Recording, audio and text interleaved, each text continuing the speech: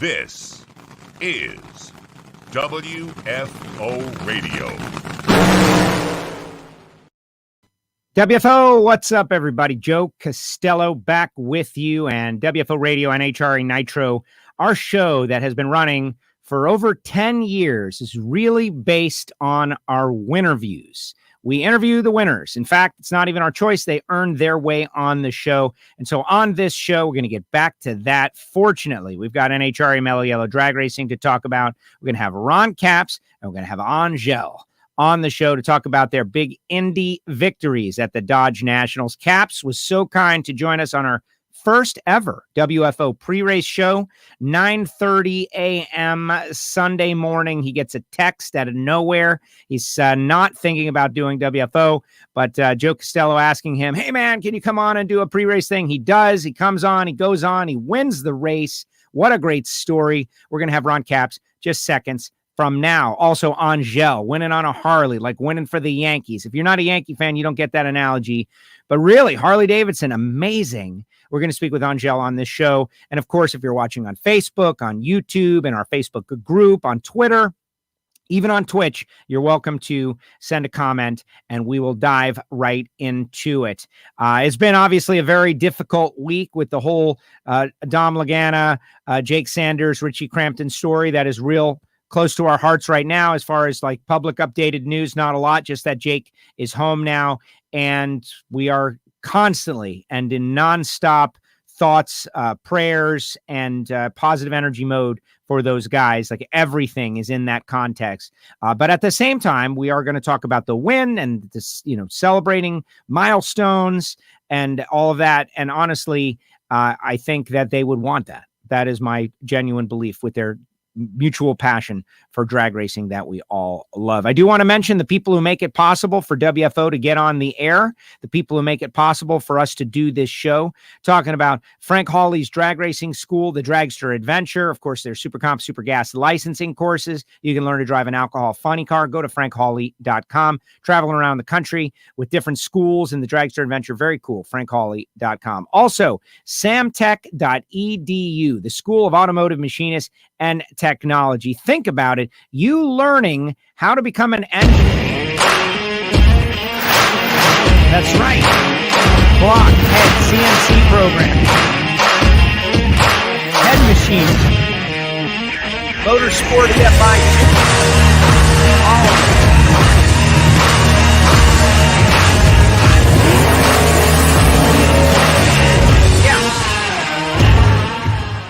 At samtech.edu. And of course, that was very loud with the levels on that spot, but you get it. And anytime you can see a couple of super stockers going vertical, samtech.edu. Thanks to Brian Massengill for that little video right there. Also, Total Seal piston rings, the leader in ring seal technology. Total Seal got their gas ported top rings from stock eliminator to Formula One.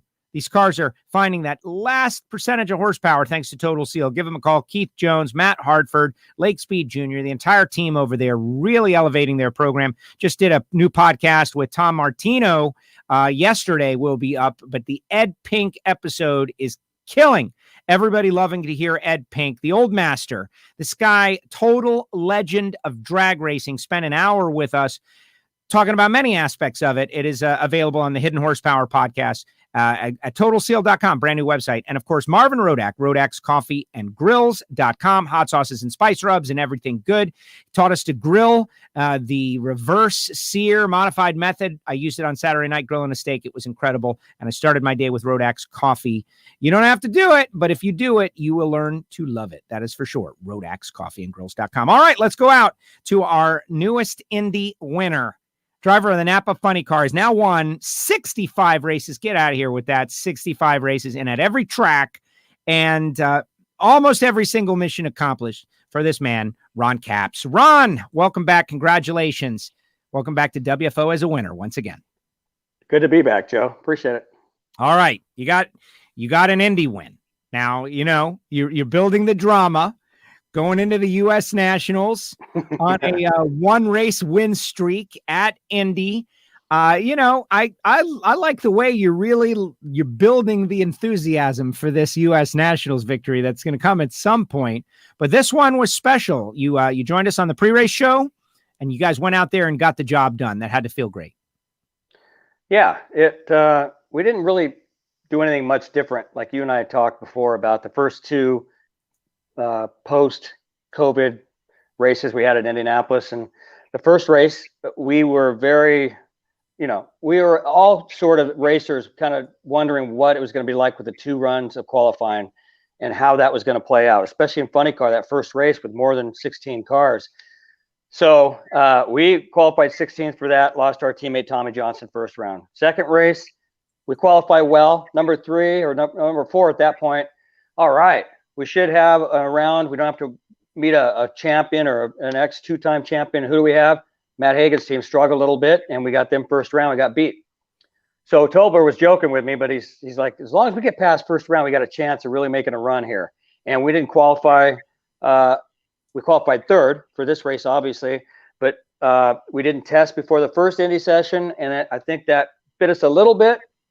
And we had a new front half on the car going to Gainesville, so we obviously didn't get to race Gainesville. So it was a new car, and it just took a few runs. So it was nice to get that, for me to get runs under my belt, because I really hadn't, been to the finish line until that second weekend. So there were a lot of things that were just finally coming together. And, on top of that, I keep hearing all this talk about Indy not being a track I've never won at myself personally.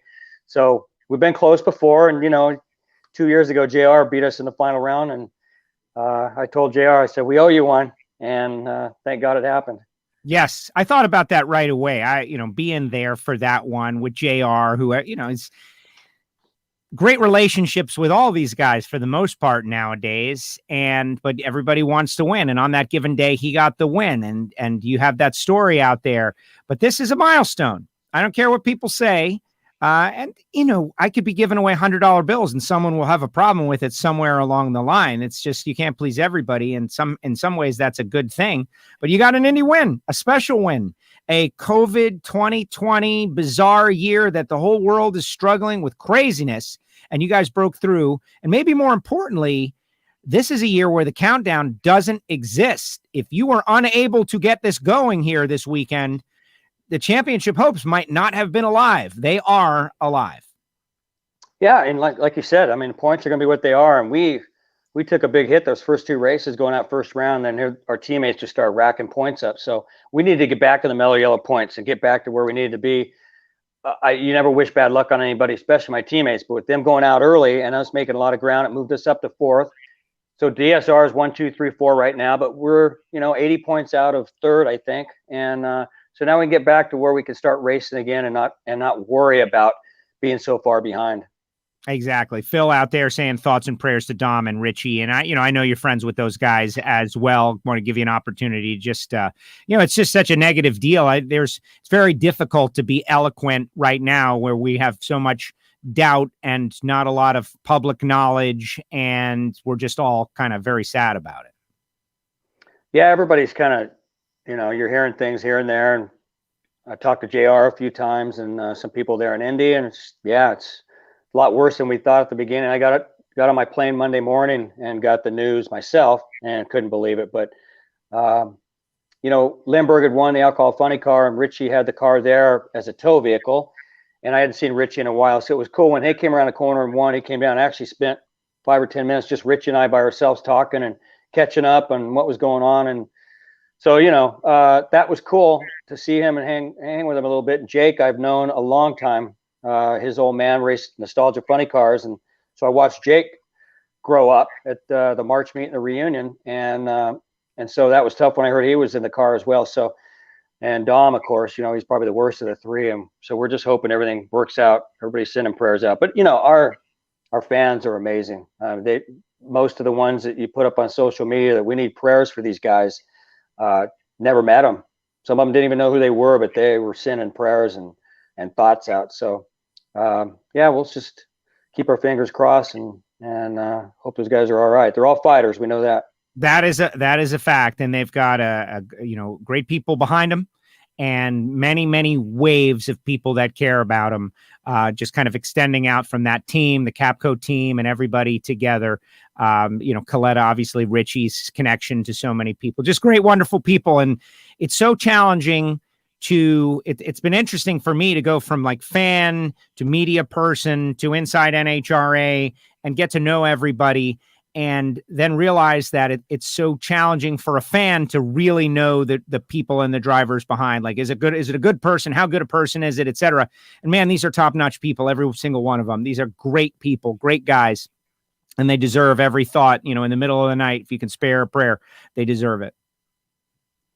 Yeah. So, it's a tight-knit group as it is, especially crew members. And Richie's more, he came up like I did, and like JR and a lot of other drivers, where we worked on these things before we drove them, and spent a lot of days and nights working, and Richie building cars. He's just a good dude. And same with Dom, hardworking, knew his old man when we'd race in Englishtown years ago.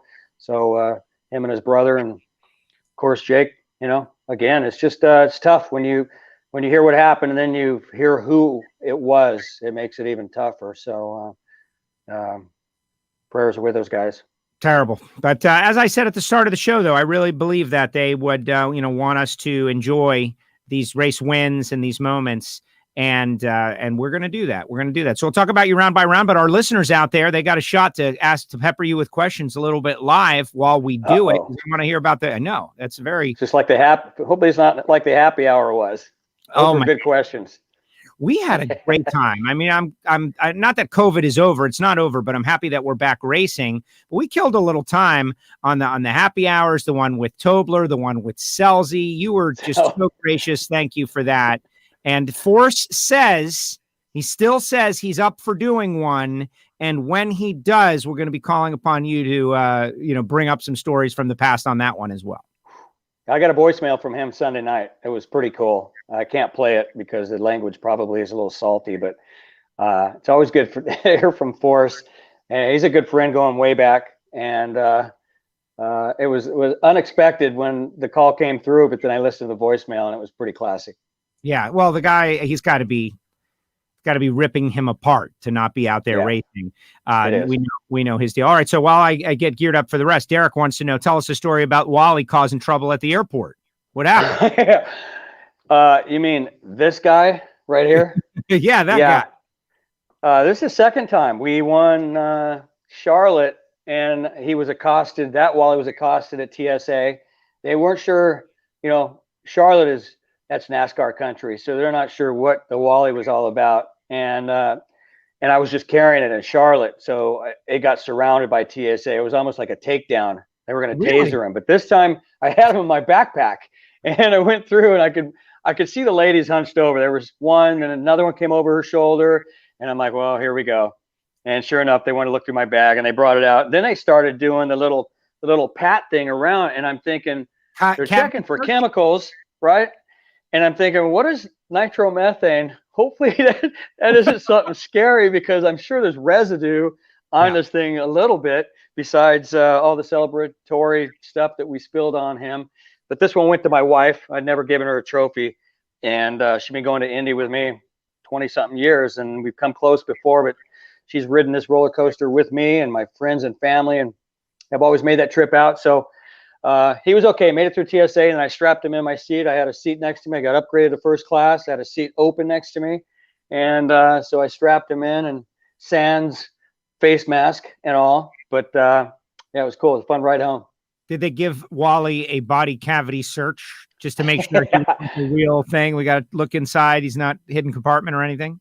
They wouldn't let me videotape this time, but they all started coming over. As soon as somebody saw it, I mean, they had like 6 or 7 people surrounding, and they couldn't believe how heavy it was. It was solid wood.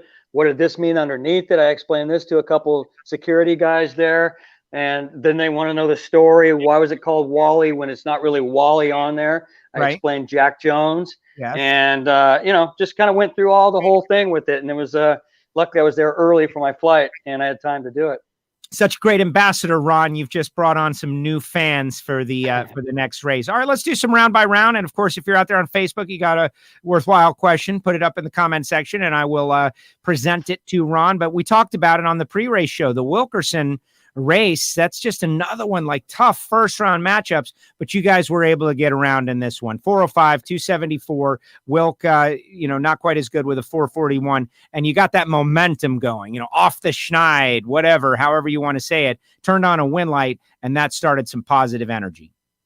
Yeah, that comment I told you Tobler made about just getting out of first round will be tremendous to get us kind of on a roll. And we qualified third. We're like, okay, we're qualified good. We should have a car that maybe is a part-time car. You don't know. Sure enough, Tim Wilkerson. And on top of that, which I pointed out to Tobler, he only had one car there, and that was his car. And it's dangerous when he's got a lot of time to spend on that car. And I loved him. I've joked about it, but I'm serious. This is a heartbeat. Him, Del Worsham, guys like that. I love the old school, tune it, drive it, hop in it.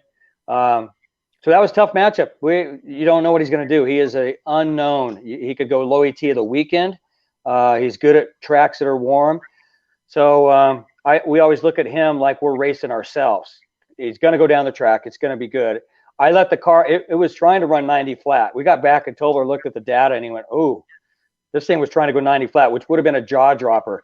It did move around a little after half track, and I couldn't hang on to it. It got over the inside a little bit and spun, and that's the reason it went 05, or it should have gone 95 or 96. Had it made it and stuck down the middle, which we're not sure it would have gone 91 or 90 flat, and that would have been something else. But we almost lost because, it got over and started spinning a little bit. So we were lucky there. Yes, but luck is part of this. You got to get there first. That's it. Drag racing. You got to get there first. You got there first.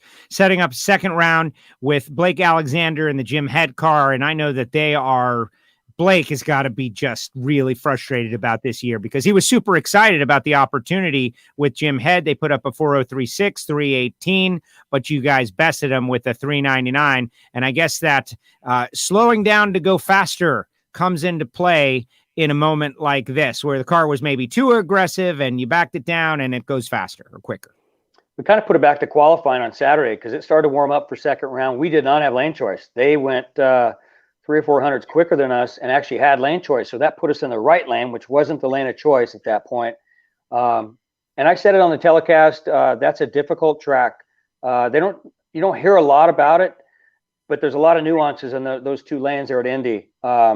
It's not just 2 lanes of blacktop and concrete and a little bit of asphalt. It is tricky. It moves you around. It draws you to the center in one lane and moves you around. Then you got wind going from the side. And when you get out past that big grandstand, it can move you around as well. So it was difficult. So we had the right lane, and for Tobler to go up and just put it back to qualifying, go 3:99. That was awesome. They're tough. I got all the respect for Jim Head. You don't know. He's another unknown like Wilkerson. You don't know if he's going to go low ET. And of course, with that kid in the car, man, he's good at the tree. So I had to get up and be ready for him, and I had to rely on some old school. Just get up, wheels, elbows up, get up on the wheel, and try to cut a light on them. Now, you had mentioned something on the pre-race show that kind of stuck with me for the rest of the day. And honestly, getting you on the air and everything, and I heard what you were saying and I was reacting, but the absorption of the thought and really thinking about what you said, it's, starting at 10 a.m. when you're a West Coast guy and you're on East Coast time, that means you're smashing the throttle on a nitro car at 7 a.m. your time. Yeah, you go back to 2 races before that, and it was 8 a.m. first round on East Coast time, which is 5 a.m., which means I had to be at the track 3 a.m. my time. But throughout the years of me racing, I always approached my job, as an athlete. Like I play football or baseball, and I grew up wrestling, so I always approach it that way. And UFC fighters that I've known, got to be friends with, I know that when they get close to bouts and big events, they start moving their clock and they train at night because they're going to fight at 7 or 8 or 9 o'clock Eastern time at night. So a lot of little things I've learned from these other athletes over the years. And so I start going to bed pretty early when I'm a week out, or maybe even more, for that very reason. It's hard to get up. I mean, you're on the West Coast and you're only in town for 3 days, right? And you don't even have time to get used to it. So, and it's tough to go to sleep because you're on West Coast time. So and vice versa. You got the East Coast guys, my teammates I talk to all the time.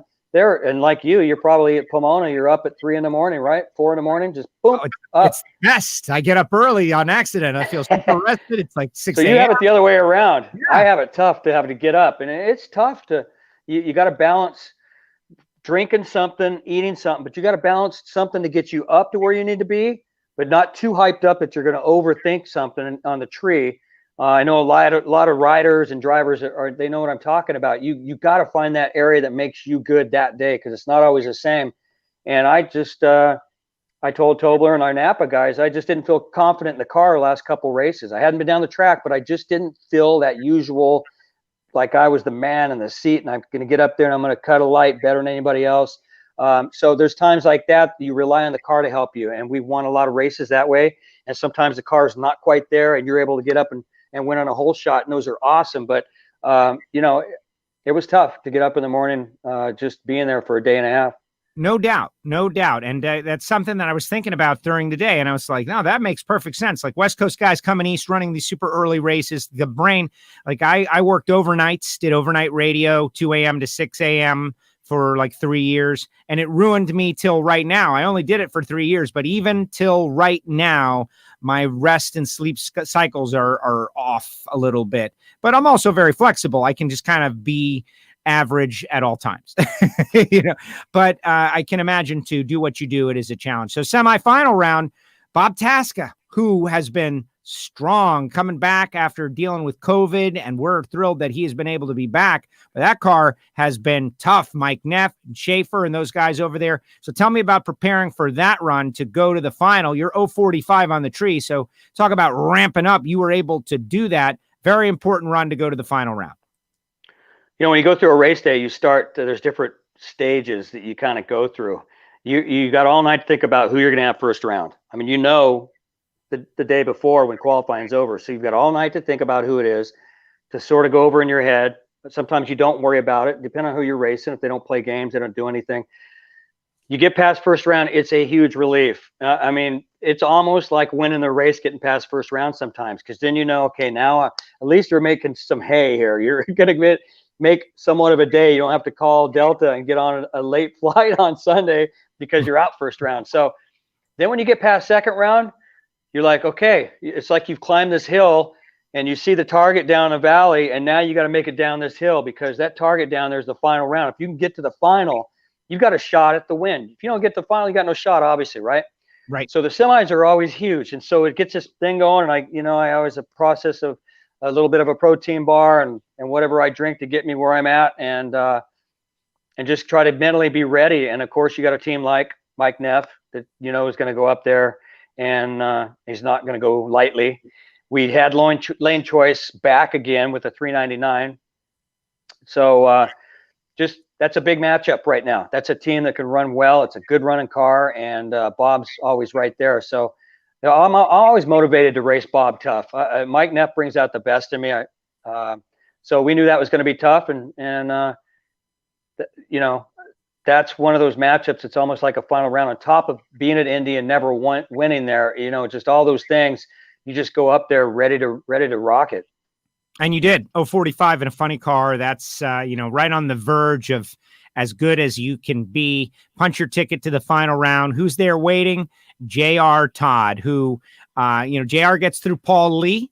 Paul is also a friend and a good guy, but J.R. gets the win. And so here's J.R., who J.R. beat you to, you were in the other lane when JR got enough points to win the championship, right? And I was able to snap some amazing photographs of you, like, you know, passing the torch almost in a way to him as a champion. But also JR wins the U.S. Nationals with you in the other lane. And as much as, you know, everybody loves JR, you got to be a little like, want to get back at him a little bit. And you did. And you were able to dispatch him to win your first race at the historic Indianapolis Raceway Park, Lucas Oil Raceway. Tell me about the final round and you know, thinking about those different things, knowing you're going up against, you know, one of the best, a champion. Yeah, and you know, Todd, John, those guys they're obviously championship caliber cars, so you know they're going to be good. And JR's got this mojo in Indy. When he beat me a couple years ago, I think he'd already won Indy twice or something going into that. And I'm like, dude, come on, share a little bit here. And it was a close race where at half track when he beat me that time, I thought, man, I might have my first Indy win. And then, you know, you don't see your win light on. So again, and he's great at the tree, just championship caliber from top to bottom, that whole team. So, you know, we didn't have, all of a sudden it was a rush. The NHRA people are sending out messages that we need to hurry and be back up for live TV. And this is one of the weird things with live TV. A lot of cars are running. NHRA is trying to schedule everything the best they can, and all of a sudden they get behind a little bit from a couple things, and now they send us messages that you've got to be up there in like 30 minutes. And our guys have just started the service from the semifinals, so we didn't get to warm the car up, which is never a good thing. Wow. So Tobler, so it's not good because you always love to check for leaks, but you just want to make sure the idle's good, just little things, and it just gives you a little bit of peace of mind because you can seat the clutch a little bit. We had Tobler and the guys had talked to Dickie Venables and his guys because 2 times they didn't get to warm their car up, I heard, the 2 Indy races previous. So they just let us know a couple things maybe to watch for, which it didn't end up being a problem. And the idle was just something we had to worry about real quickly. DHL guys did get to warm their car up. And so I also didn't have any time to do anything. We got the car done. We got up there. I got right in the car, and they waved us right to the starting line. In fact, they put us in front of Pro Stock because they were running behind. So it was no time to think. Fired up. We're on live Fox television Sunday afternoon, and I did the burnout. I hear JR do the burnout, and next thing I know, we're staging for the final round for Indy. And you hope you cut a light, you step on it. I thought I was late, and I never saw JR, but it got down there and did what it did first round, but it was in the groove, and it just started spinning. And I just legged it. A lot of times I'll get out of it down to the safe parts, and I just laid into it and just ran it just hoping it wasn't going to blow up. And I didn't see him. And when the wind light came on, it was like, you got to be kidding. I just won Indy finally. So a great moment. You get this roller coaster of not warming the car up, and then all of a sudden get in the car and then go. And then you're standing at the finish line and you won Indy. You won Indy, and you did win Indy. You won at Indy. You won a special Indy race, Dodge Nationals at Indy. But the next race is the U.S. Nationals, the big go, the Denso Spark Plugs U.S. Nationals.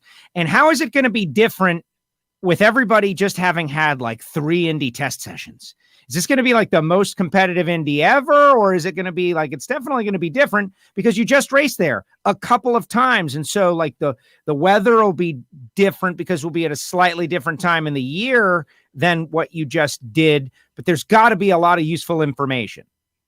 I don't think it's going to be that much different. I could be wrong. And it's funny you said that. You and Brian Lowe was asking the same thing on the phone just this morning. And I go, that's a good point. I mean, same track, and we're going back. We will have a Friday night run, which will be cool. Our FS1 broadcast will have a good qualifying flames up, but we won't be able to use that information for anything because instead of Monday, we're not running the race. We're running it Sunday. So Labor Day weekend on a Sunday is going to be awesome for our fans. But again, we're basically going to have 2 runs on Saturday in race-like conditions. And that ego shot Friday night will be the one that will set everybody in the field. So you're going to know where you're qualified pretty much on Friday night. And then you're going to have these 2 runs that you're going to have to use for race day. So hopefully you run good Friday night. That's the best case scenario. And you don't have to stress about being not in the show and worrying about that while you're trying to get your race day set up on Saturday. So I think, to answer your question, it's going to be a lot the same, a lot different, but I think mostly it's going to be a lot the same. And, the crew and the crew chiefs and all the people that live in Indy, it's great for them and their families because they're right there. They're just right out to the track. And it's nice to leave there and have a win and go right back for us personally. But again, it's U.S. Nationals. And look how many times in the past at the U.S. Nationals, somebody's come from nowhere to win that's never won. Somebody's in the final round that you wouldn't expect. It's just that place creates magic. So we're hoping we can be part of that magic. And you talk to Don Schumacher, even though I think we've been in the last 8 finals in funny car with DSR funny cars. Yes. You talk to Don and you'd think that we DNQ'd for the last 6 or 7. I mean, the guy's so driven that he's already on you about why you're not doing that well. And you're like, we just won. So he's very competitive. So you want to be the best out of your teammates, so you want to stay on top. And right now they're in front of us in points. So we're going to try to get ourselves back and going again. And every time I do WFO, it does good for our mojo. So we can see if we can use it. I wasn't going to say that, right? I wasn't going to say anything, but we had 2 guests, and I like to look at it in the other direction in that I feel like I might bring bad luck, right? Like, oh gosh, okay. So Caps comes on the pre-race show. Caps needs to win first round. Otherwise it's my fault. Like I forgot about that. Yeah. Right. Sunday morning. Yeah. Right. So now we got to do that again. Well, we're 1 for 1. I don't know. If you're not having a show, you need to pretend at least, and we'll do one. I hope to be in Indy, Ron, is really what I hope to be in Indy. But hey, I really appreciate it. Congratulations, 102 out of the lead. But we got Angelle on there in the waiting room. You guys were both part of our Beer with Selzy super happy hour. So I'm going to punch her up and bring her on here because she just got her first win for Vance and Hines. Have you guys crosstalk a little bit. And here she is joining us now, the winningest lady racer in the history of the National Hot Rod Association. The last time you guys were both on together, it was epic. We had Selzy. You guys were telling these great stories from back in the day. It was so much fun. That's in the archive, everybody. And now you're back on both as winners, got to share the winner's circle at Indy. And Angelle, I know this was super important to you to win for Vance and Hines Harley Davidson and to get up there. It's kind of a different winner's circle, maybe not the normal deal, but it still had to feel great for you guys to both be up there together. It did. I really, can you hear me? Because I have my ear. I hear you. Do you hear her, Ron? Okay. I got it. Yeah. Yes. We hear you. I was late on getting homeschooling done, so I was having technical difficulties getting logged in. But anyway, it was an unbelievable day, and I was listening to Ron talking about how they were telling us to hurry up and get up there. The same thing happened to us. We were not ready to go, and they told us we had to get to the starting line. They actually even told us that Chris Bostic was in the burnout box waiting for us. So I got dressed in my pit, put my jacket on, my helmet, and we flew up there on the motorcycle expecting to see Chris, and Chris wasn't even up there yet. And they had told him the same thing. So he comes running up there thinking I'm ready to go, and everybody's just so rushed. And then when I pulled through the burnout box to put my bike in gear, the clutch was broken. So because of us being rushed, when they were putting the clutch back together and putting the cover back on, they kinked the linkage, and the clutch lever wasn't disengaging at all. So it was a mad rush. They had to fix that on the starting line. But yeah, when that winner circle light came on, I mean, the win light came on, and I knew I was finally going to the winner circle. First time since 2016. I really didn't care what kind of winner circle it was going to be. They could have made us eat dead things there to celebrate. I didn't care. It was just the fact that we had won, and I was going to get that yellow hat and get the number 43 win, and especially because my daughter was there watching for the first time ever. So I'm sad that I didn't get to be on stage with Ron and do the whole, hoopla that they do at the end of the race and have all the fans there. But it was still, you couldn't have knocked me off a cloud nine with anything. You guys both got big wins for your career. Ron, 65, Angelle, 43. Angelle, the very important win for Harley Davidson. Ron, the very important win now at all the tracks, the Indy win. We've been dealing with a lot of tough times, a lot of tough stuff going on, but this is a perfect example of how you as racers like soldier forward and accomplish. And you both accomplished something you've been trying for, wanting to do for a long time in this difficult year. That's kind of cool, that parallel between you both. Yeah, it was. I know Ron knows exactly how I feel. And as a matter of fact, somebody told me Ron shed a tear when he won. Is that true, Ron? Can you hear us? She said somebody said you shed a tear when you won. Did you? Oh, yeah, I did. Maybe more. Really? Yeah. Really? Oh, yeah. You confess to that, Definitely. Ron? You don't have to confess right away to salty discharge coming Look, from. let me tell you, yeah. That's why it makes me appreciate. I appreciate it so much when I see another winner emotional about it, because 65 wins and he's still that emotional. 43 wins for me. The emotions are never going to go away from me, never. So people can make fun of me all they want, but I want it so bad. I'm so passionate about it. I live for this. And this year especially has been so rough because we haven't been able to race like we want. So to get the win at only the second race that we've been out, we're in August and I've only raced twice so far. So to be able to come home with that win, there was no way the waterworks weren't going to be flying on me. I love it. No, I was just teasing Ron. Now, Ron, we're going to let you go because I really appreciate it. I don't want to dominate your entire day, but we do have one final question for the audience I do want your opinion on, and this is something we've been bantering about. Derek says we want to know, are you Don Schumacher Racing's 349th win or 350th win? Like, which is it? Okay. I'm glad you asked. Yes. I'm glad you asked because my publicist, Allison, I sent her a note on the plane ride home and I said, so technically we're 350 because Hagan and Beckman are running the final from the race 2 weeks ago. Yes. And whatever happens, that was for the race that should already happen. And she laughed at me, simply the little emojis of laughing out loud, and that I was 349. Technically, I think we are 350, right? Shouldn't it be? It's very. Oh, don't be a wuss. Come on, Joe. Tell us what you think. Well, Reinhardt made this very significant case yesterday that the other thing hasn't happened, and since it hasn't happened, it may never happen. It might not. I thought you were on my side. I'm always on your side, Ron, but I like to look at things from both sides and both angles. But yeah, being 350 was cool. So here's what I would do. I would claim it. I would just claim it and just claim it. Make people. Good idea. I'm going to put it out on social media because if it's on social media, it's true, right? Declare victory. Is that how it works? Yes. I am so happy to be Don Schumacher Racing's 350th win, giving it to the Don. He worked so hard. Thank you so much, Don. This is for you. And well, like Angelle said, you don't know if you're ever going to get one of these again. You could have the best sponsor, you ride the best bike, you could have everything that people think, oh, you know you're going to win, right?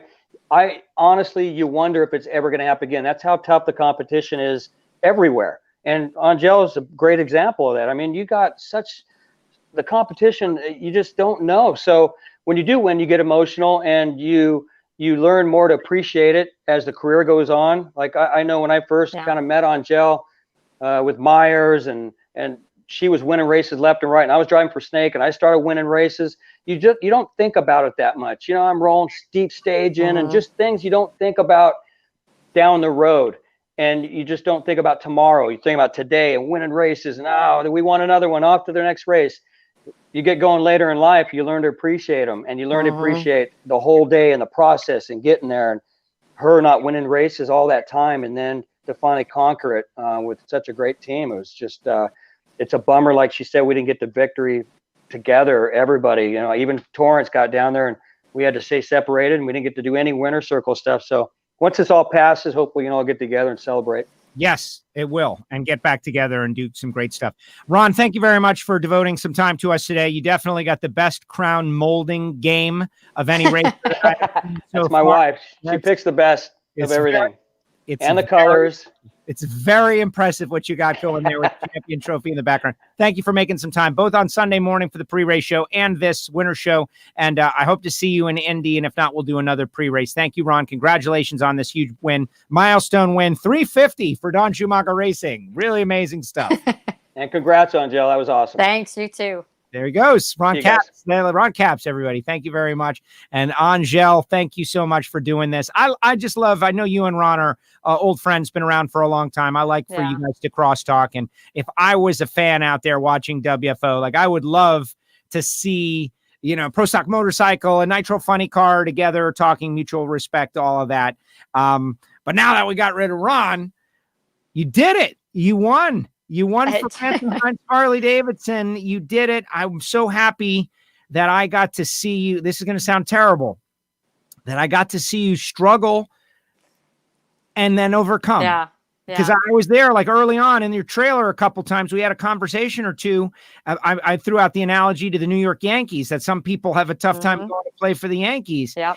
And you worked out and you did whatever you had to do, and probably a bunch of stuff you didn't even need to do. And now you did it. Congratulations. Yeah, I kind of did it backwards in my career. When I first started in 1996, I didn't struggle at all. We went out to the my very first race, I was number 4 qualifier, I think it was. I went to the semifinals, lost against Dave Schultz, went to 2 more races. And then my 4th race, I was number 1 qualifier, set the world record, and won the race. So it was like, I think I didn't earn any respect because of that, because there was no struggle. And then after that win, it was just wins after wins after wins. I struggled a little bit for my first championship, but then when I finally won in 2000, then it was 3 back-to-back, 2001, 2002, 3 championships in a row. And I didn't have a whole bunch of friends at the racetrack. And so I think it was because, like we're talking about, the struggle didn't seem to be there. Now, it doesn't mean that I wasn't working my butt off, because I was. I mean, I was doing everything I could. I had to work harder than anybody. Back then, I was one of the very few girls. I was a lot smaller. I wasn't any shorter. I don't think I could get any shorter, but I was 95 pounds when I started racing. I was so weak, and frail. And I'm at 50 years old. I turned 50 on Friday. It was my birthday win. Yeah. I'm in better shape today than I was at 26 when I started racing. So I did have to work hard then, and then I retired in 2010. I announced it, but my last racing season was 2008. Had Ava, decided I was going to stay home and be a mom, raise a family, absolutely loved my life, took 6 whole years off. And then I came back thinking that I was just going to pick up where I left off with the wins. And that did not happen. I came back in 2014. It took me 2 full years to get that first win. It was in June of 2016 that I won in Englishtown, New Jersey. And I can remember reacting the exact same way that I did on Sunday. I was hysterically crying and I was screaming, finally, finally, finally. And when I watched it back on TV, it was weird to me to hear myself saying, finally, it's my 43rd win. And here I am yelling, finally, like it finally happened. But it's because of how hard I had to work to get back there. I was all year last year, I was on a motorcycle that could have won any race at any time. And I was doing terrible. And that was my fault. That wasn't the team's fault or the bike's fault. It was me. I had a learning curve. And then I was so ready. At the end of the season, I had finally got used to my motorcycle. And I worked my butt off during the off season. I was at the gym 2 to 3 times a day, at least 6 days a week, sometimes 7 days a week. When we got out to Gainesville, I was so ready. And then they send us home. And so I come home and we're just sitting here. And I kind of went backwards with, I wasn't in the gym's closed down. I was trying to train at home. I ended up injuring my lower back doing jujitsu with my husband. I should know better than that by now. But anyway, so I got hurt. I had to take a month off of working out. And I just felt like I had fallen behind. And but as soon as everything started to pick back up, the gyms opened up, I got back in it. We went out to the first race in Indy. I struggled again. I didn't do so well. But then something between that first race and this race, everything started to click again. I remembered that I was used to the motorcycle. I remembered that I was in the mental shape I needed to be in. And I'm almost back to the physical shape I need to be in. And I think what I had to do on Sunday was I got out of my own head, because I have beat myself up so much over the past several years, wondering if I can still do this and thinking that maybe I'm just done. And I decided on Sunday that I know I can do this. I know I can, and I'm ready for it. And I just stopped worrying. And I put my faith in God and my faith in my team, and man, it all came together. Even when that drama happened, it just came together. I want to ask you about the drama. Let's go through the round by round, but Angelle is a great follow on Instagram if you are interested in learning how to exercise, or maybe figure like this break, you have really gone crazy, but in a good way. And I know why you did it. Was that a necessary thing? You kept saying it's your fault that the bike wasn't going well, but I know those bikes are hard to ride. Mm-hmm. Are the two directly related? Like, did you say to yourself, I need more muscle if I'm going to control this bike in a way that I need to? And so you built the muscle, and here we are in the winner's circle. Are they all directly correlated? It definitely directly correlated for myself, especially. Now, I'm not saying that to ride a pro stock motorcycle, you have to be in a gym 6-7 days a week. But when you're 5 foot, I'm not even 5'1". I lied my whole life. I've been saying 5'1". I'm actually 5 foot and 3/4 of an inch, but I just go at 5'1". And then when I was 95 pounds, I had to gain some weight and I had to gain some muscle. Now I usually race around 118 pounds. I'm about 123 right now, about 5 pounds over what I want to weigh. But I'm gonna slim down. My goal is to get leaner and meaner, so I'm working on that. But yeah, so considering that I'm so small in stature, and this motorcycle is a beast. It is just the beastliest motorcycle I've ever ridden. She's low, she's wide, she's heavy. They added 10 or 15 pounds. I don't even remember what they added to us, but together with the motorcycle and the rider, we have to weigh 640 pounds. So I have a very, very heavy motorcycle. As a matter of fact, that's why, we joke about it. Eddie's always trying to shove donuts in my mouth. Yes. It's a joke, but he fusses, he's like, you don't need to be so light. It doesn't matter if you gain some weight. We could take some weight off of that bike, but I don't want to be fat, so I'm going to try to stay in shape. But yeah, it's a heavy motorcycle. And for me to forcefully get it from point A to point B in a straight line, staying on the bike, moving from the front seat to the back seat, shifting on time, moving my shoulders when I need to correct it, I have to be in the best physical shape I can possibly be in. And then, as I get older, it gets harder. You got to keep working out, keep staying physically and mentally healthy. And so that's why I train so hard. It's important. I think it's a great example to people who want something that we get to see your work. Like, why is she doing this? You're like, why is she doing this? And you wanted something and you were good and you're a champion and you've proven it in the past, but you needed to kick it into another level to get what you wanted, and you did, and you got it. Like, what better or more clear lesson to anyone, man, woman, or otherwise, for whatever they want, whatever job it is that they're doing, that hard work pays off, and you did it. All right. So first of all, happy birthday. Thank you. I wanted to interrupt you for 1 second because I'm glad you said that, because that's my motivation. Is I have 2 daughters. I have a 6-year-old and a 9-year-old. I just adopted my 6-year-old. It is important to me that they know that nothing worth having ever comes easy.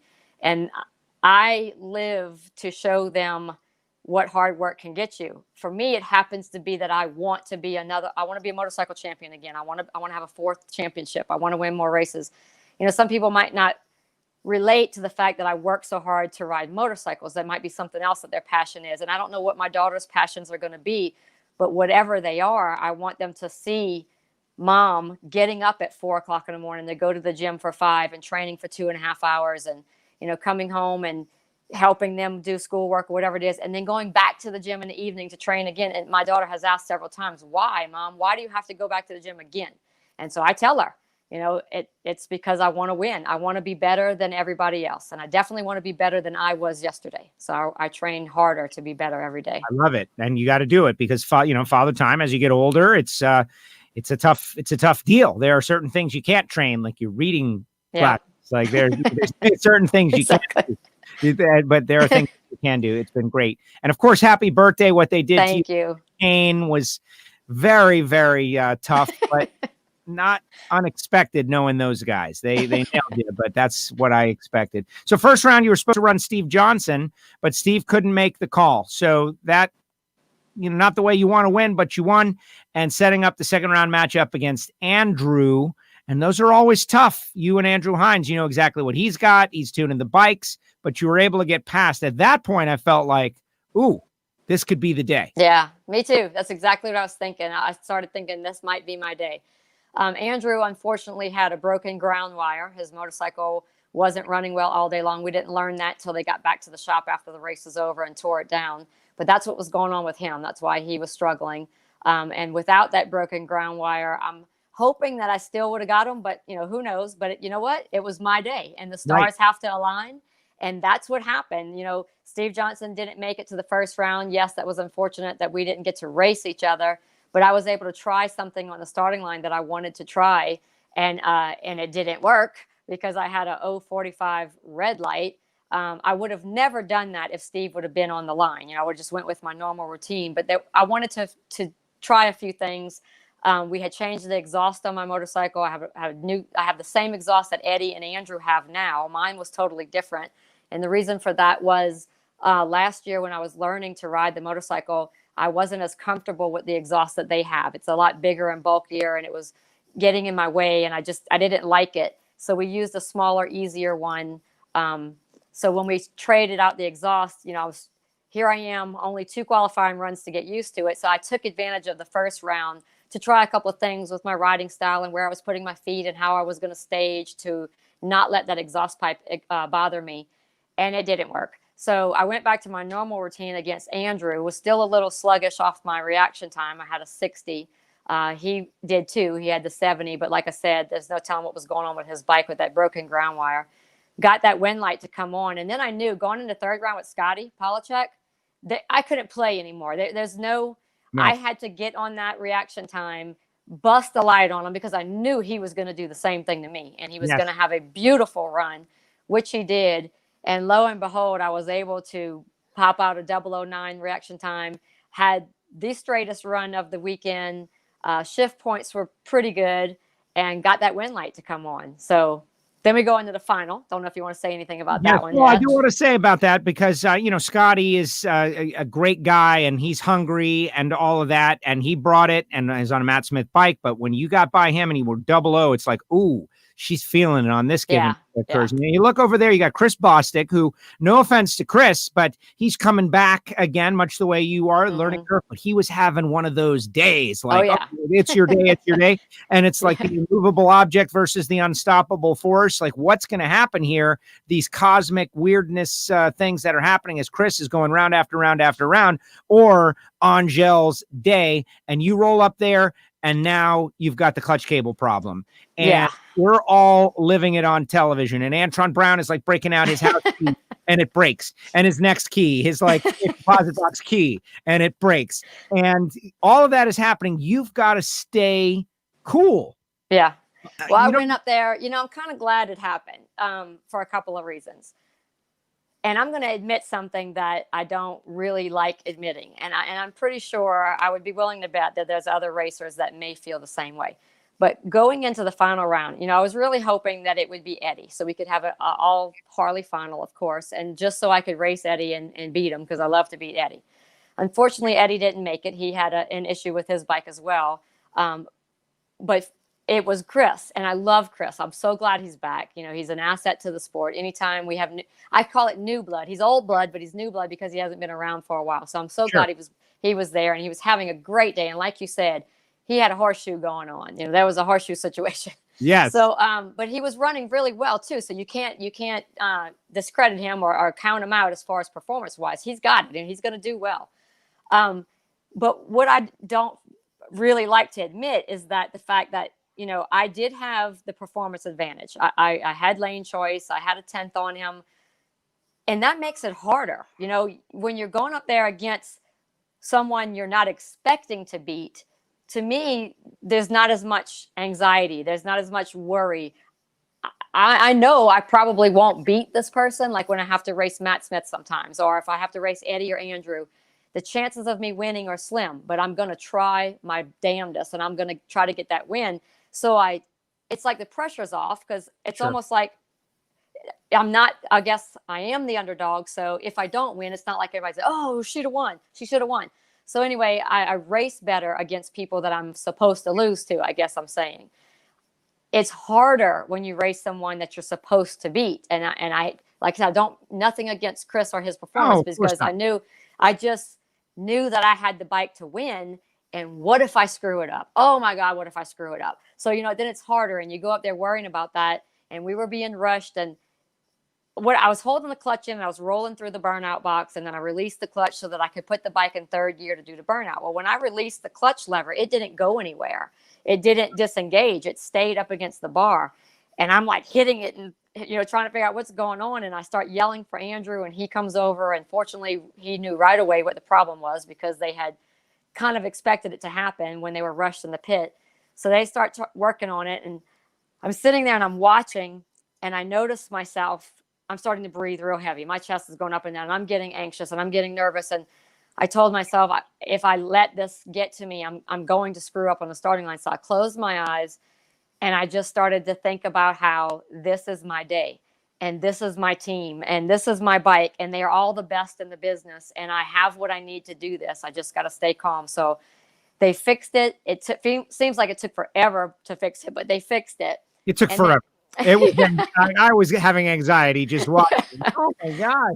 Yeah. So I roll up to the starting line, and I'm starting to hesitate. Like, what is it going to do when I release the clutch? Is it going to go? Is it going to slip? Is it going to creep on me? And I started to think maybe I should, should I squeeze it? So in case it creeps, should I throw it in case it doesn't move?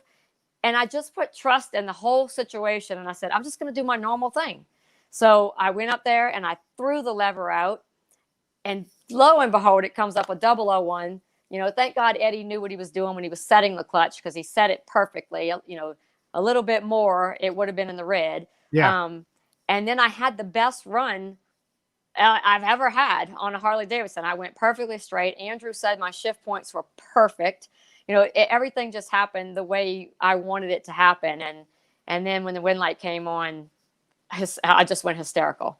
I started screaming, "It is my day. It is my day." And finally, and crying and, a blubbering fool. But that's what you get when I win a race. Yeah. And we love it. And that's why you've got legions of fans. And that's one of the reasons why where everyone was so excited when you decided to come back. And certainly one of the reasons why Harley-Davidson wants you to represent their company, in addition to Andrew and Eddie, who have done such a great job over the years. You bring that. There's a lot of ladies that ride Harleys out there, man. And they love it. And so I'm sure Harley is going to do something great with it. Point standings, you are 4 points out of the lead.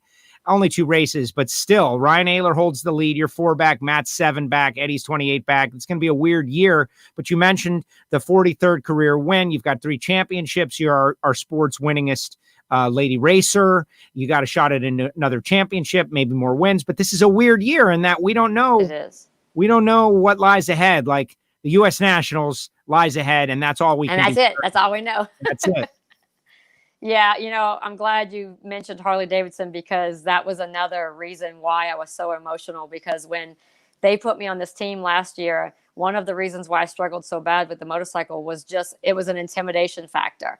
100% a mental thing. I was scared to death of the motorcycle because it was a Harley-Davidson. When I look at the Harleys in the past and I see Andrew and Eddie kicking everybody's butt all the time, I looked at these motorcycles as rocket ships, and it didn't matter what they did, they were going to beat us. And now that I'm on the team and I see what it really takes to get these bikes down the track, and Eddie and Andrew are genuinely champs at it. I mean, they just do such an awesome job, and I had so much to learn, and it is a tough motorcycle. But I felt like I just let Harley-Davidson down so bad last year. They brought me on for a reason, and I didn't feel like I fulfilled that reason. It was to win races. They want to win, and I barely even got past the first round ever, and it was embarrassing to me. So coming into this year, it was a huge goal for me I didn't put the pressure on myself about, okay, you have to win races. I just wanted to do better. I wanted to qualify better. I wanted to go more rounds, and that's what I was hoping for. And to get the win at the second race, I'm just so happy. I mean, if you watched it on TV, like you said, I looked at it kind of excited and a little bit hyperactive. I said, "I told you I was going to do this, Harley-Davidson." I wish I would have been a little bit more calm when I said that, but I really meant it. They've given me the opportunity of a lifetime, especially at this point in my career, like what Ron was talking about. We're so far down the line now. We don't know when it's going to end. It could be the last win ever. I'm just so happy to get that win on a Harley-Davidson, and especially for all the women riders out there, because you're right. It's especially on Harley-Davidsons. There are a ton of women riders, and they can relate to this because, I guarantee you that a lot of them that are riding today struggled to get there. It wasn't struggling to get to a championship or an NHRA win. It was struggling just to get on a motorcycle and ride it. So I feel like I did it for all of us. To get a Harley, how about that? To be successful in life enough to have something that is your prideful ride to go ride on Sunday morning or whatever you do. Terry says she's a Harley rider right here. All of that. And it's something that you achieve in midlife too. I don't know too many 19-year-olds that are able to go out and just buy a Harley Davidson and do it. So I think it is great. It was a great win. I was super excited for you.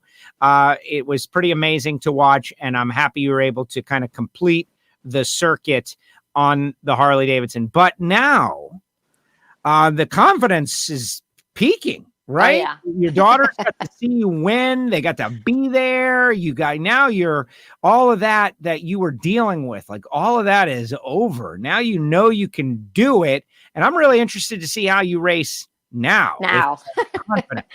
Yeah, me too. Because I got 130 text messages after the win light came on. And it took me quite a while to get back to everyone. And of course, there's hundreds and hundreds and hundreds of messages on social media, and I'm trying to reach out to everybody as well. But the thing I kept saying was how much I needed this win, how much I needed it mentally. I was sinking. You remember that movie, The Replacements, and they talk about quicksand? Yes. That's what happens to me. Once I start making mistakes and I start losing confidence, the quicksand takes over, and it's like you can't seem to get anything right. All the things that I was getting right on the Harley in the first place, I started to get those things wrong. You just start sinking. And I think that if I wouldn't have won this race, especially if I would have done something dumb like red light in the final, I might have been done mentally. So I needed it so bad. And now it's like, you're so right. It's like all of a sudden this huge rush of confidence comes in and you're like, what was wrong with me? I mean, I know I can do this now. So I can't wait to get back on the motorcycle again. You know, I know there's going to be weekends where, you know, it's not a good one, but now the monkey is off my back. You know, I can finally just go out there and have fun and know that I can do this. I know I can do this. And it's going to come again. It's going to happen. No, but it is. I know one thing for sure. I'm gonna enjoy the heck out of it a lot more now. Well, that is the moral of all of it, because we have to. And, you know, I know I mentioned with Ron, and it's going to be a subtext of all of our shows, you know, Dom Lagana and Richie Crampton and Jake Sanders, the guys who are great friends to so many out there. And we're pulling for them and thinking about them at every minute. But it's a perspective thing. Like, enjoy everything that you have right now. Enjoy every second you have right now, because you don't know what lies ahead. So true. Yeah, I'm definitely praying for those guys. I was so sorry to hear about it. Especially Dom won the race, didn't he, on Sunday? Yeah, well, the Capco team did. Yeah. And Richie technically too with Lindbergh. So they were both like feeling victory. True. For some reason I had thought someone said Dom was actually racing something, but it was just he won with Capco. But yeah, so to go from such a high that day to, you know, what they're dealing with now, they're definitely in my prayers. I absolutely hate seeing that happen to any other. We're family, you know, as family members out there. It reminds me of Drag Racing Association of Women.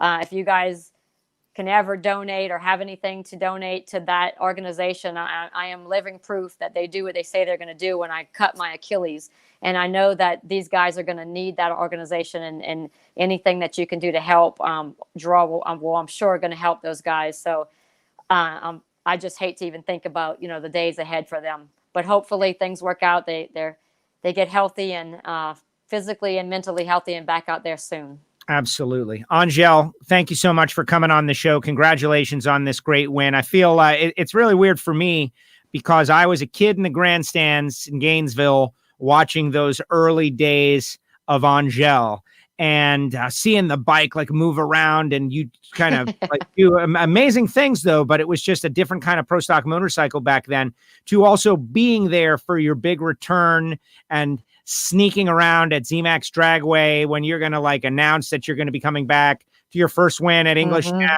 back. And now this, just an amazing career arc. And I think you're going to start rattling off several more over the next few years. I certainly hope so. You do whatever you want to do, but this is a big milestone victory. Congratulations. And thank you for joining us here on WFO Radio to tell us all about it. It's great. And seeing you, you know, I love getting you on the phone. That's cool. This is better. So this is cool. So I'm kind of glad that this, you know, I hate this coronavirus pandemic thing, but you got to look at the bright side of everything. And if it hadn't happened, we wouldn't be doing all this really cool stuff we do online now. Right. I know I wouldn't have. I've done live stuff over and over and over because of it. And now I'm getting the hang of it and really enjoying it. And so I think it's something that we should continue even after, after we're all back together and hanging out the track. We should still do this, because the behind the scenes stuff at home, and, you know, this is my real home, and the racetrack is my second home, but it's good to connect both ways. So I really appreciate you having me, and I appreciate that we've been doing this kind of stuff. How great was Ron Cap's crown molding? Like, my gosh, the room was incredible. Like, it makes me want to go do something. Thank you very much. And thank you for coming on with Selzy on the happy hour. Yeah, that was fun. Great. Your lobster story is the one story that sticks out in my mind from the whole thing. Because it's T. Wayne. You're telling us T. Wayne stories. I encourage the audience to go back and deal it and check it out. But like, what was the quote? Something like, you know, here at the RJ Reynolds Company, we got all kinds of problems, but money is not one of them. Yeah. It's like, wow, that makes a lot of sense. Get the lobster, Angelle.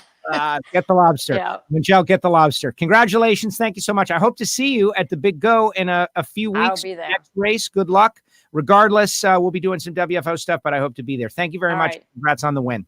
Thank you for having me. Bye, guys. There she goes, Angelle Sampey, NHRA's winningest female racer, 3 world championships, 43 career wins, and now a win with Vance and Hines Harley Davidson. And yes, she got the lobster. All right, final comments in the comments section.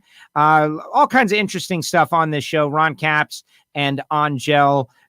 So helpful, very helpful people, in addition to the fact that they're great racers and fun and entertaining.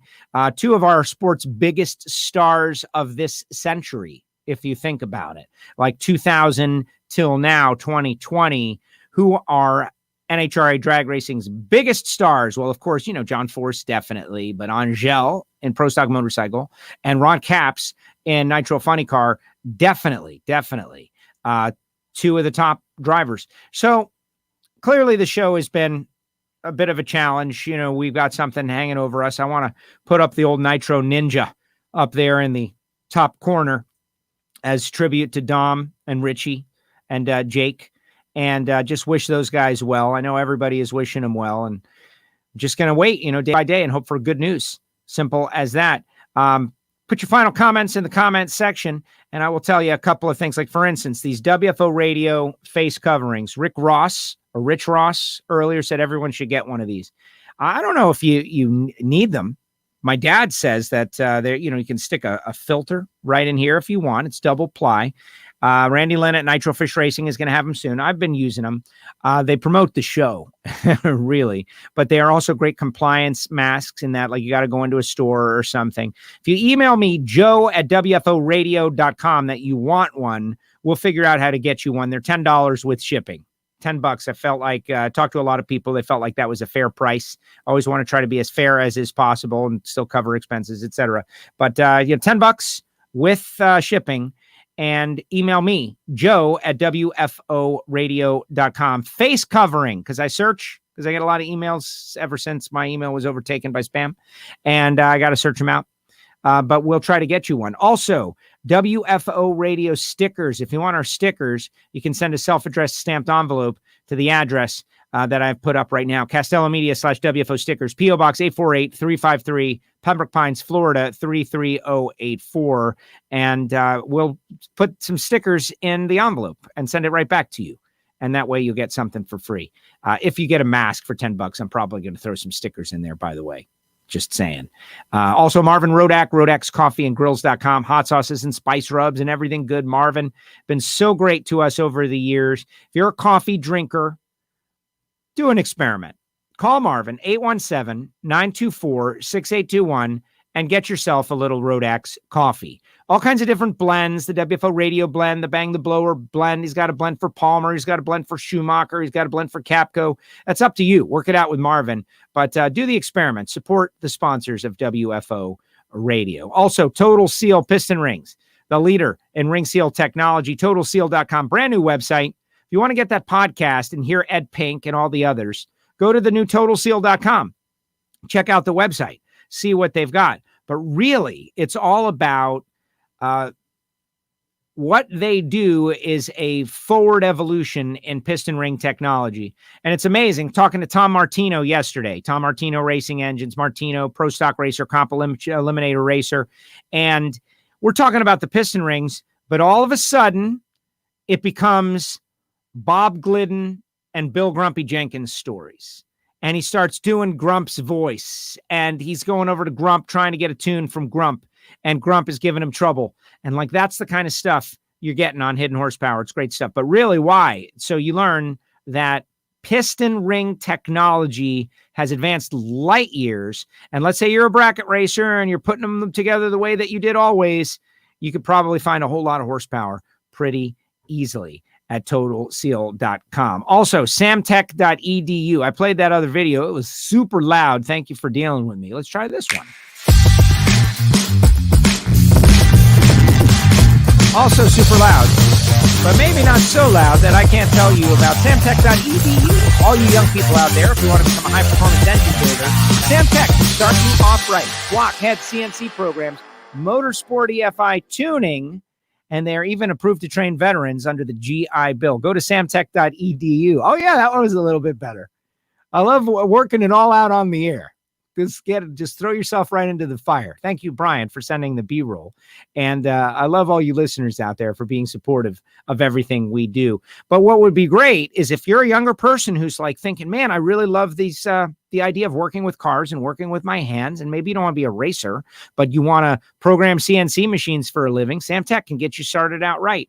It's definitely worth going to their website, samtech.edu, and finding out more information, calling, asking, and getting on board. Of course, they do financial aid. There's a lot of great benefits. Most importantly, it's a job that's not going anywhere. Samtech.edu. And of course, Frank Hawley's Drag Racing School, the Dragster Adventure. Frank and Lana Hawley, two great friends of the show, and they've got their own things going on. Like if you want to learn to drive an alcohol funny car, you can. If you want to get your Super Gas Super Comp license, you can. But for me, the idea that you and your best clients, if you've got a business, or you and your sales team, if you've got a sales team, or you and your buddies can go and do the Dragster Adventure or the Dragster Adventure Challenge and race in a rear engine dragster, to me, that is as good as it gets.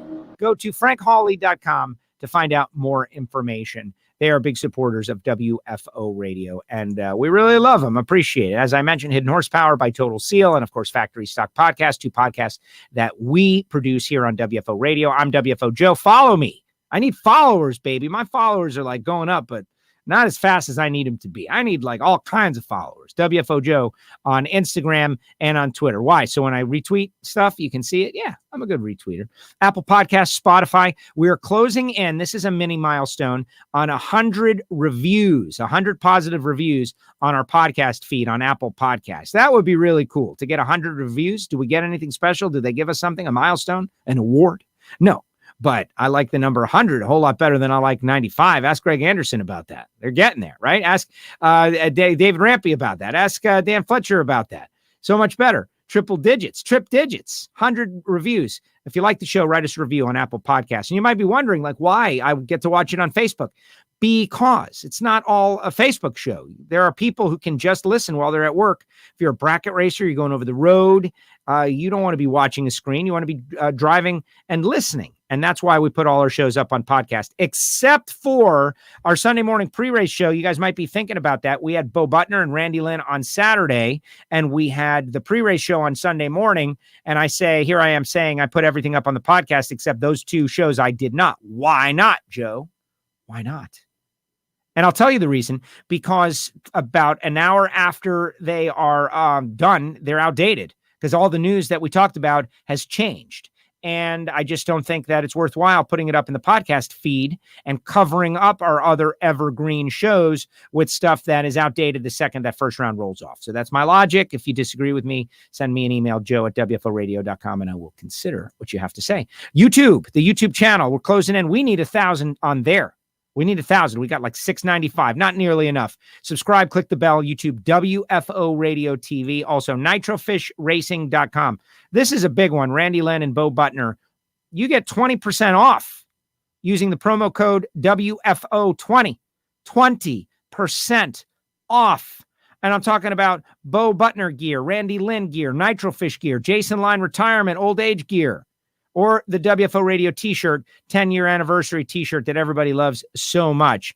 10 years of WFO, Podfather of Drag Racing. We've got Twitterites out there, texting picture. Pretty soon there'll be a promo code for that one. Not so much a promo code, but a combo pack for the WFO Radio mask. But again, the promo code is WFO20. And you can get savings on your WFO gear. Randy Lynn's got a couple of the masks. Also, Steve Brenwald doing our graphic arts. If you want a Facebook page header, if you want graphic arts, a logo design, he does all of that stuff. Steve Brenwald, good guy. And his wife, the missus, also has the Cottontail Cottage, where they rescue little bunnies, which is nice. That's a nice thing. You can support them through a GoFundMe account. Find it on the web. All right, final comments. Let's see what everybody says. When I ask for these, I'm not looking for, a pat on the back. I appreciate it. But everybody just says, great show. Great show. Great show. Thanks, Joe. You know what? I appreciate the pat on the back. Never mind. I'm taking it back. Let's see. Kev Ford. Damn, I missed out on Ron Capps, but I'll listen back on the Apple podcast. That's how you do it, Kev. Exactly. Capps was great. Capps is always great. Let me talk about Ron Capps in a little bit. Just 1 second before I let you all go. Let's see. Phil says hello. Ron, Prayers for Dom. Number one thing, prayers for Dom and Richie. Jake is home. Prayers for Dom and Richie. Just two great guys. I've said it every day since this has happened, and I'll say it every time. Like, it's terrible. Great show, Joe Costello. Third No Prep Street Outlaws race has been postponed. There went my Bose speaker in the shop. Sorry, Bobby Graham. You should have heard the earlier one. It was even louder. We'll turn down the volume on that one. Hopefully we did not damage your speakers, and we have no liability to that. I apologize. So anyway, Ron Capps, I think, is an underrated racer. Underrated, underappreciated. You know, John Force is the biggest star in the sport and kind of a crazy character in that he'll say anything, do anything, he's like, he's out there, right? He thinks outside. There's no filter. And Ron is not that guy. Ron is more of a cool character, you know, coming through the snake tree. And whereas Force is more of a little bit of a wild man. And I say that with respect. But 65 career wins in a category that has John Force and Robert Hight. Take a second to think about that. That's pretty amazing. Capps has been maybe the most crossover face of our sport with his Napa sponsorship, a long-running sponsorship, whether doing the commercials with Michael Waltrip years ago, Martin Truex Jr. He's funny. He does comedy, social media oriented, getting up in costumes, tricking John Force in Sonoma.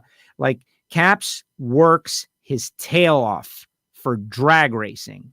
And it's one of those things where sometimes the guys that do that, people just expect it. Yeah, that's just part of it. Ron Capps, just I want to make sure he gets his due as one of the greats of all time, doing what he's done, winning in Top Fuel, moving to Funny Car, being in Funny Car, one of the greatest of all time, Ron Capps, and deserves that respect every time he rolls to the starting line. And I know he probably gets it, but it's worth reiterating that. Let's see. Jeff, final comment, because we appreciate you for doing this. Thank you very much, Jeff. No, I get it. I don't take compliments very well. It's always been a problem. I had a friend tell me, just say thank you. Yeah, thank you. Thank you so much. The real way to thank me, though, is to get yourself a WFO Radio face covering or call one of our sponsors and get something. That's the way to do it. Sherry, your shows are fun and entertaining. Thank you, Sherry. Thank you for saying that. I try. The Ignition show, that's where the real entertainment happens. When you got star power like Angelle and Ron Capps, it's pretty easy. I could have just sat here and not really done a lot. And I really kind of feel like I did, just sit here and not really do a lot. Ron is great with his fans. He takes time for them. Thanks you, Ron. Yeah, thank you, Ron. Gotta love Ron Capps. Such a great person. Great for the sport. No doubt. All right, everybody. The next race is the Big Go, the Denso Sparkplugs U.S. Nationals. We'll be back on Tuesday. This is the final WFO of this week. I have some things I have to take care of. So there won't be a Thursday or Friday show this week, but don't worry. We will continue the following week, and we'll reach out to Jed Coughlin. Honestly, Steve Torrance, who won the race, I'm going to give Steve all the space he needs because they're all very, everyone's thinking about Dom, and that's number one in all of our books. It's number one. And Steve will be available at some point in the future, maybe right before the U.S. Nationals, but I definitely want to give them all their space. To you, the WFO universe, thank you very much. Really appreciate you doing this show. Every day makes me feel better. Look at this. Monica says, Ignition show the other day was hilarious. Clearly talking about my experiences on Offer Up and Let Go, selling my junk around the house to random people, learning about the people that are out there in the world. Yes, I'm glad you enjoyed my difficult challenge time, Monica. That's why I told you about it, so you could enjoy it. Everyone check out the Ignition show. All right, everybody, that's going to do it. Thanks to Ron. Thanks to Angelle. We'll see you next time right here on WFO Radio. Get well, Dom. Get well, Richie.